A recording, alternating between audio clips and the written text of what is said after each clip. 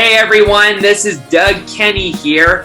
I'm here today with Bruce Raymond from the Trans Am 2 series, and we welcome you to Stories from Motorsports. Hey Bruce, how you doing? Oh, great, Doug. How you doing today? Doing really fabulous. Give my followers a little bit of a rundown of what you're known for. Well, we have been doing vintage Trans Am for the last few years. We won the 2019, the 2020 National Championship with SBRA. And then this year, though, we tried something different. We did Trans Am TA2 with the Pro-Am series. So the season just wrapping up. The final weekend of Trans Am is this weekend at COTA. That's really cool. And just a rundown for everyone of what Trans Am is. It's a sports car racing series that's basically NASCAR but for sports car racing.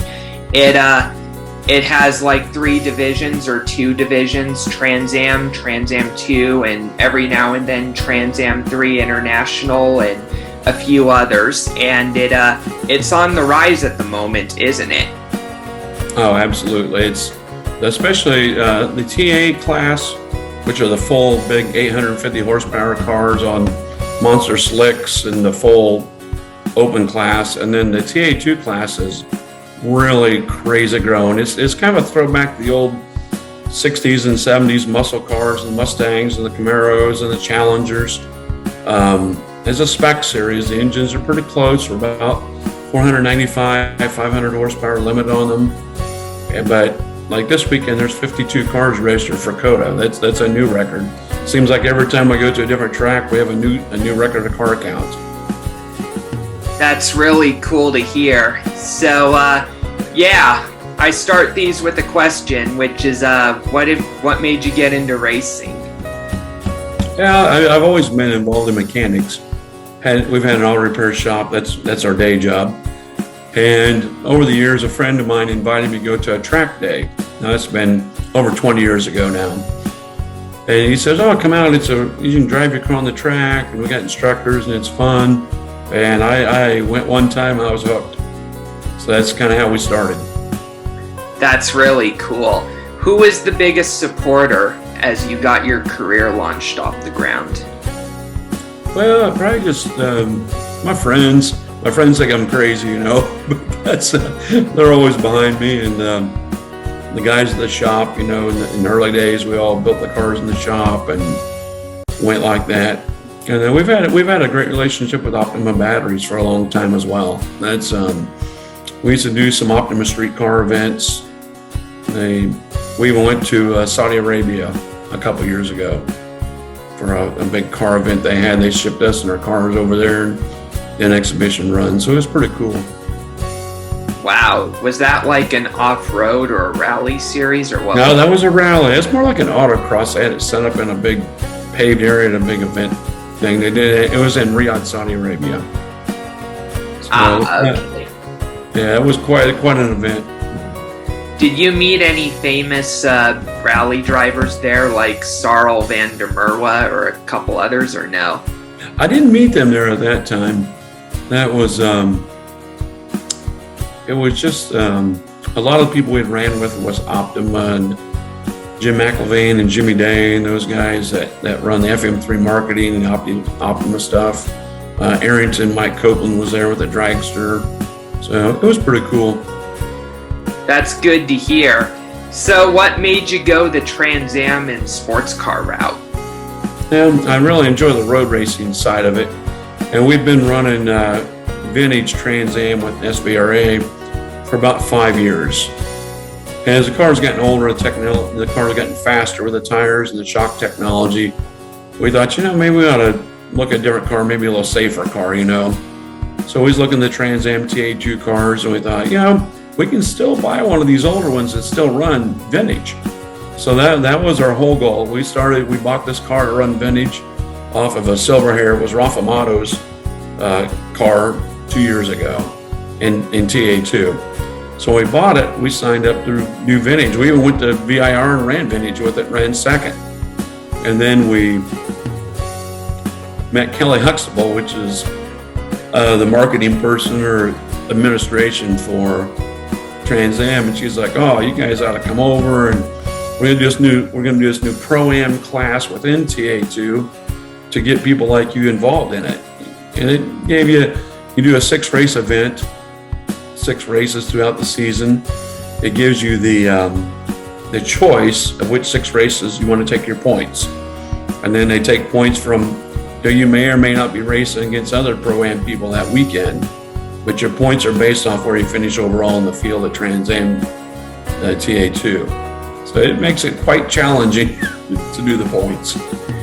Yeah. What's the difference between Trans Am 2, and Trans Am 3 International and all that?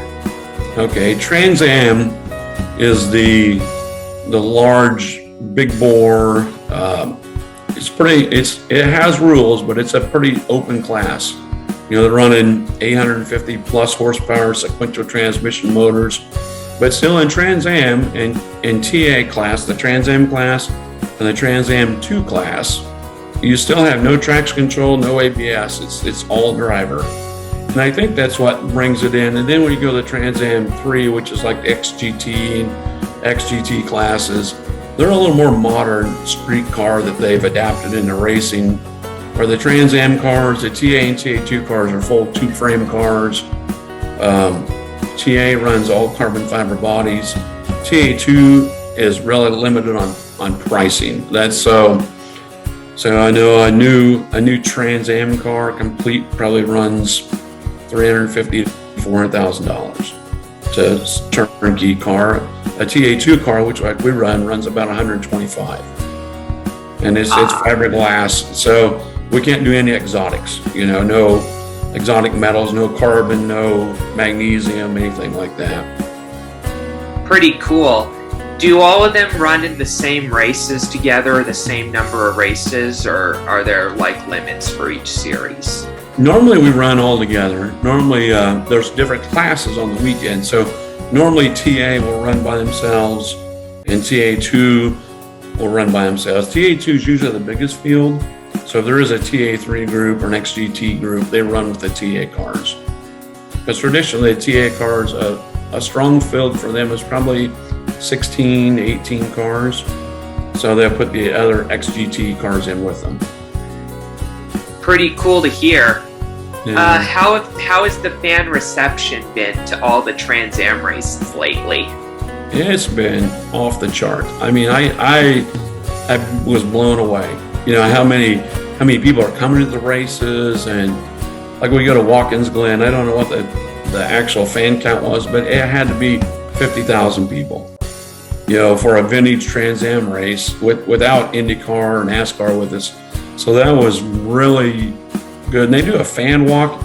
You just can't believe with the access that people have to it.